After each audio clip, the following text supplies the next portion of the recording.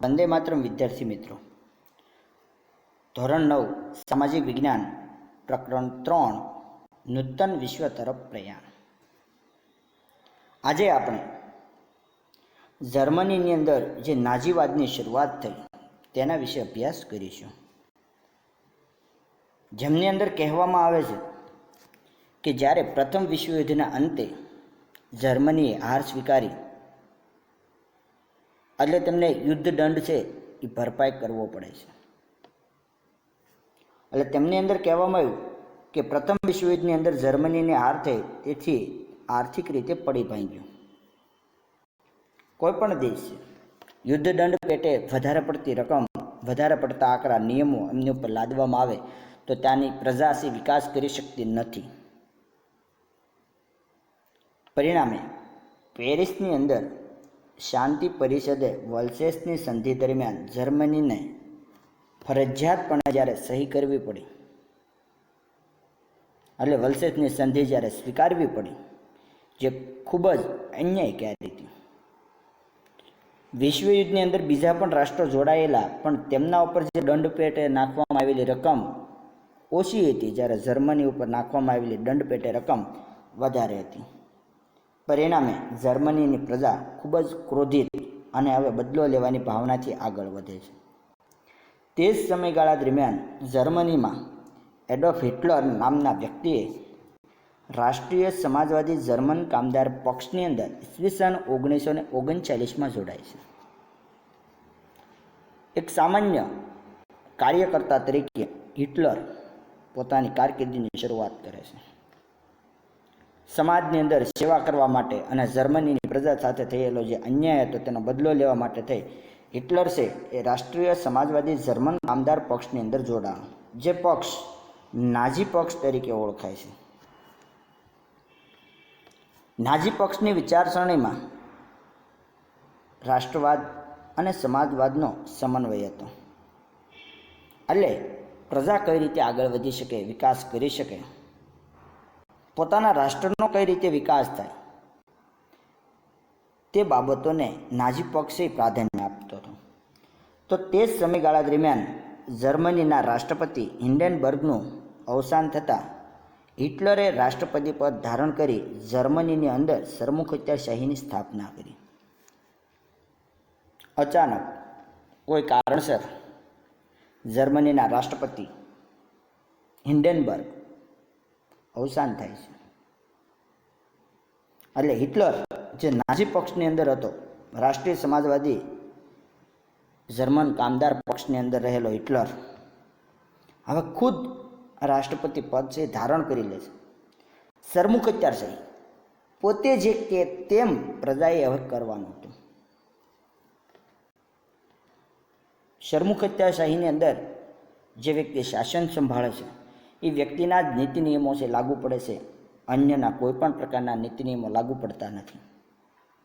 Hitler ઉગ્ર અને આક્રમક નીતિ અપનાવી જર્મન પ્રજાને સંકુચિત રાષ્ટ્રવાદ તરફ દોરી ગયો, જેથી જર્મન પ્રજા હિટલરને ફ્યુહરર એટલે કે તારણહાર માનતી હતી. જર્મનીની પ્રજા સાથે થયેલો અન્યાય તેમની અંદર એટલી બધી રાષ્ટ્રવાદની ભાવનાઓ ઊભી કરી અને પોતાના રાષ્ટ્રનો વિકાસ કઈ રીતે થાય તેના તરફ તેને આગળ લઈ જાય છે. પરિણામે જર્મનીની પ્રજા હિટલરને ફ્યુહરર એટલે કે તારણહાર માને છે. નાઝીવાદના સૈનિકોનો જે પહેરવેશ છે એ ભૂરા રંગનો હતો. ખભા પર લાલ રંગની પટ્ટી ચોંટાડતા અને સ્વસ્તિક જેવું પ્રતીક લગાવતા હતા. આ તેના સૈનિકોની નિશાની હતી કે ભાઈ સૈનિકોનો પહેરવેશ કેવા રંગનો હતો, તો કે ભૂરા રંગનો હતો.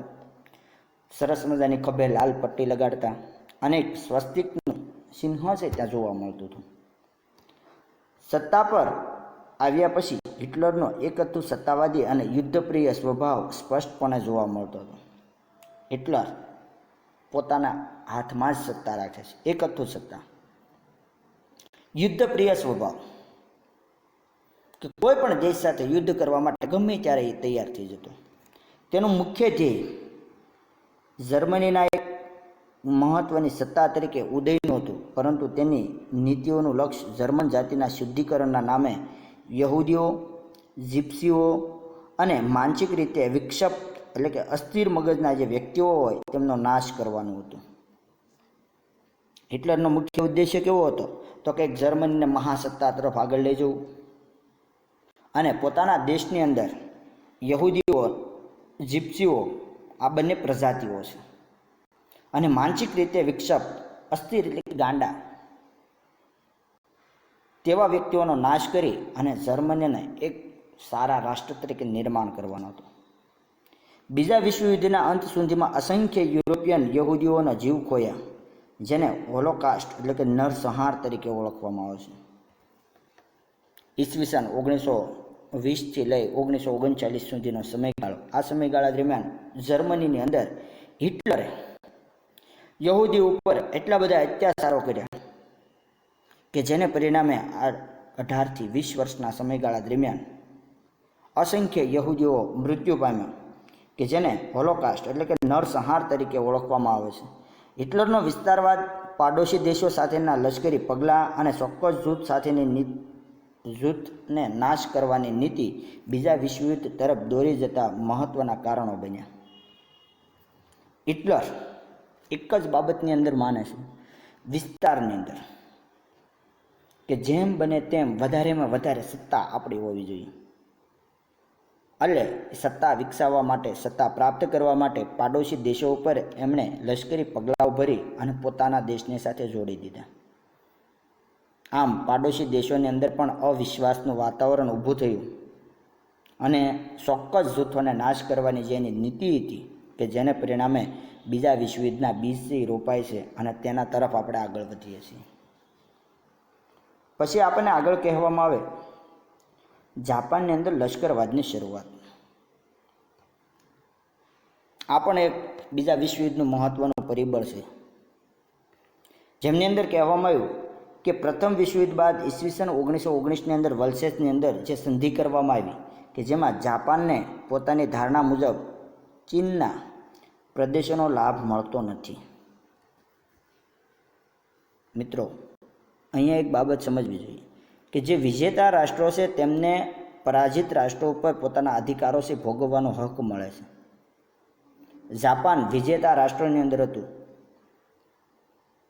પરંતુ જ્યારે સંધિ સ્વીકારવામાં આવે પરાજિત રાષ્ટ્રો તરફથી ત્યારે એમને જે પ્રદેશો ચાઇનાની અંદર રહેલા એટલે કે ચીનની અંદર રહેલા જે પ્રદેશો, વિકસિત પ્રદેશો હતા એ મળવા જોઈએ, મળતા નથી. પરિણામે જાપાનના લોકોની અંદર પણ અન્યાય, ક્રોધ અને બદલાની ભાવના ઊભી થાય છે. જર્મનીના ઘણા સંસ્થાનો ઇંગ્લેન્ડ અને ફ્રાન્સની અંદર વહેંચી દેવામાં આવ્યા, જેનાથી જાપાનને ઘણો બધો અસંતોષ થયો. ઈસવીસન 1921-22ની વોશિંગ્ટન પરિષદની અંદર ઇંગ્લેન્ડ અને અમેરિકાના નૌકાદળના ફક્ત 35% નૌકાદળ રાખવાની દરખાસ્ત જાપાનને સ્વીકારવી પડી. ઈસવીસન 1921-22ની અંદર વોશિંગ્ટનની અંદર એક પરિષદનું આયોજન થાય, જેની અંદર મુખ્ય અધ્યક્ષસ્થાને ઇંગ્લેન્ડ અને અમેરિકા હતું કે જેમણે નૌકાદળની અંદર 35% ઘટાડો કરવાનો અને બાકીનું નૌકાદળ રાખવાની દરખાસ્ત જાપાનને આપવામાં આવે અને એ સ્વીકારવી પડે છે. દરિયાની અંદર સૌથી મહત્ત્વની બાબત કીધી કે સખાલિન અને સાઇબિરિયાના ટાપુ ખાલી કરવા પડ્યા. તેથી જાપાનનો યુવા વર્ગ ખૂબ જ નારાજ થયો. તે જ સમય દરમિયાન જાપાનમાં ચૂંટણીઓ થઈ, તેમાં લશ્કરી ઢબના શાસનની તરફેણ કરનારા પક્ષોને ચૂંટણીની અંદર બહુમતી મળી. એક બાબત અહીંયા કહેવામાં આવે છે કે જાપાન જે વિસ્તારની અંદર પોતાની સત્તા સ્થાપિત કરેલો તેવા બંને દેશો ટાપુ સખાલિન અને સાઇબિરિયા ખાલી કરવા પડે છે, જેથી જાપાનનો જે યુવા વર્ગ હતો ખૂબ જ નારાજ થાય છે. તે જ સમયગાળા દરમિયાન જાપાનની અંદર ચૂંટણીઓ હતી. લશ્કરી ઢબની વિચારસરણી ધરાવતો પક્ષ ચૂંટણીની અંદર બહુમતી મેળવે એટલે જાપાનમાં લશ્કરી રાષ્ટ્રવાદે વિસ્તારવાદની જે નીતિ હતી વ્યાપક બની અને જાપાનને રાષ્ટ્રસંઘની સમિતિની અંદર કાયમી સભ્યપદ છે પ્રાપ્ત થયું. જાપાનની સામ્રાજ્યવાદી પ્રવૃત્તિઓને પશ્ચિમ દેશો રોકી શક્યા નહીં. પરિણામે જાપાને મંચુરિયા કબજે કર્યું અને ત્યાં મનસુકો સરકારની સ્થાપના ઈસવીસન 1932ની અંદર કરી. જાપાનની અંદર જે ચૂંટણીઓ થઈ તેની અંદર લશ્કરવાદની જે વિચારસરણી ધરાવતું જે પક્ષ હતો એનો વિજેતા અને રાષ્ટ્રસંઘ ઈસવીસન 1920ની અંદર જે સ્થાપના કરવામાં આવી તેની અંદર જાપાનને કાયમી સભ્યપદ મળે એવી અપેક્ષા હતી, પરંતુ એને કાયમી સભ્યપદ મળતું નથી. એટલે જાપાને હવે સામ્રાજ્યવાદી નીતિ છે એને વિકસાવવાની શરૂઆત કરી. સૌપ્રથમ જાપાને મંચુરિયા ઉપર આક્રમણ કર્યું અને તેમને જીતી લીધું અને ત્યાં મનસુકો સરકારની સ્થાપના કરી. તે ઉપરાંત જાપાને કોરિયા, મંગોલિયા, શાન્ટુંગ અને ચીનના કેટલાક પ્રદેશો કબજે કર્યા. ત્યારબાદ એને કીધું ઈસવીસન 1932 પછીનો સમયગાળો, કે જે સમયગાળા દરમિયાન જાપાને કોરિયા, મંગોલિયા, શાન્ટુંગ અને ચીનના કેટલાક પ્રદેશો કબજે કરી અને જર્મની તેમજ ઇટાલી સાથેના સંબંધો સુધારી અને સામ્રાજ્યવાદનો દોર છે એ છૂટો મૂક્યો.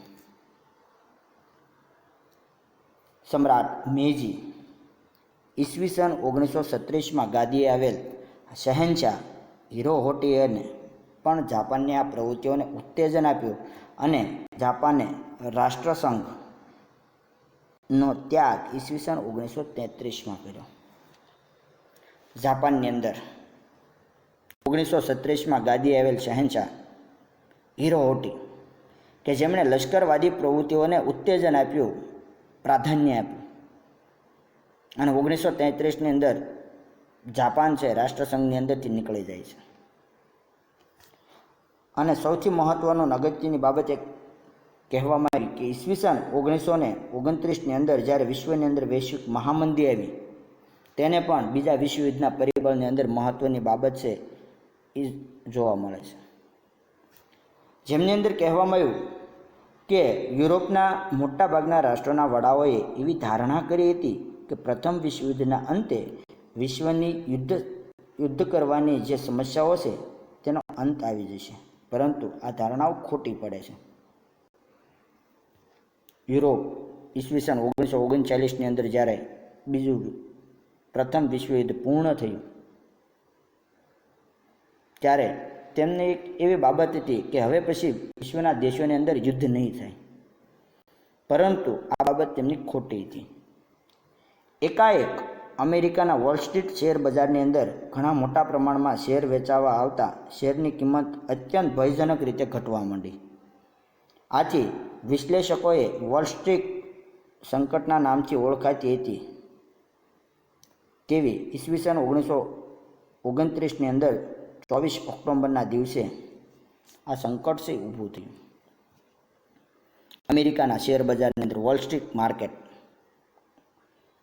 કે જેમની અંદર અલગ અલગ કંપનીઓના શેરની વેચવા અને લેવાલી જોવા મળતી હોય છે.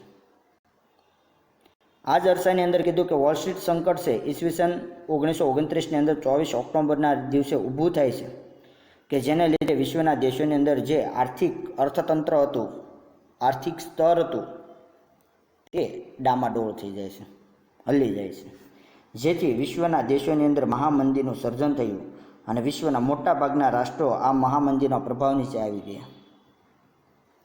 વોલ સ્ટ્રીટ સંકટ જે આખું ઊભું થયું કે જેના લીધે વિશ્વના મોટાભાગના દેશોનું અર્થતંત્ર છે વેરવિખેર થઈ જાય છે. ગ્રેટ બ્રિટન જેવી મહાસત્તાઓ પણ પોતાના ચલણ એટલે પાઉન્ડ સામે અનામત રૂપે રખાતા સુવર્ણ જથ્થાની નીતિને ત્યજવી પડી. તેનો પ્રભાવ વિશ્વના અન્ય રાષ્ટ્રો અને આંતરરાષ્ટ્રીય વ્યાપાર ઉદ્યોગ ઉપર પડ્યો. દરેક દેશની અંદર રહેલી રિઝર્વ બેંક કે જે પોતાના દેશની અંદર ચલણી નાણું પૂરું પાડવાનું કામ કરે છે, તેમની અંદર રાખવામાં આવતું જે સોનું રિઝર્વ રાખવામાં આવે છે તેમનું ભંડોળ પણ ધીમે ધીમે ઘટતું જાય છે. સૌથી વધારે અસર આ વૈશ્વિક મહામંદીની આંતરરાષ્ટ્રીય વ્યાપારની અંદર પડે છે. અમેરિકા જેવા સમૃદ્ધ રાષ્ટ્રોએ આર્થિક સ્થિતિની અવગણના કરીને પણ કડક નિયંત્રણો લાદવા પડ્યા. વિશ્વ વ્યાપાર ઘટીને અડધો થઈ જવા પામ્યો. આમ દ્વિતીય વિશ્વયુદ્ધની રૂપરેખાનું સર્જન થયું. આમ આ 4 કારણો ઇટાલીની અંદર ફાંસીવાદ, જર્મનીની અંદર નાઝીવાદ, જાપાનની અંદર લશ્કરવાદ અને વૈશ્વિક મહામંદી કે જેને પરિણામે બીજા વિશ્વયુદ્ધ તરફ આપણે ધકેલાયા.